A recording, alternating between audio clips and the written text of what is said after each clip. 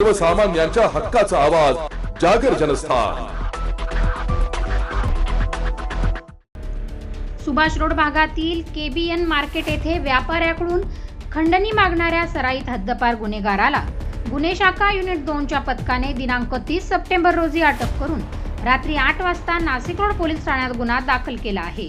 1 October रोजी पोलिसांनी दिलेल्या अधिक माहितीनुसार राहुल उर्फ सनी श्याम भाटिया राहणार गुलजारवाडी सुभाष रोड याला पोलीस उपायुक्त मोनिका राऊत परिमंडळ 2 यांच्या आदेशाने नाशिक शहर ग्रामीण भागातून 6 महिन्यांकरता हद्दपार केलेले असतानाही तो सुभाष रोड भागात केबीएन मार्केट येथे व्यापाऱ्यांकडून खंडणी मागत असल्याची तक्रार नाशिक रोड पोलीस ठाण्यात करण्यात आली होती।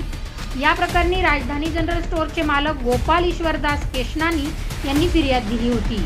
केशनानी यांचे सुभाष रोड भागात राजधानी जनरल स्टोअरचे दुकान असून 26 सप्टेंबर रोजी आरोपी सनी भाटिया हा दुकानात येऊन बोलला कि मेरे को हर महीने 5,000 रुपये खंडनी देने का, नहीं तो मैं तुम्हें मार डालूंगा।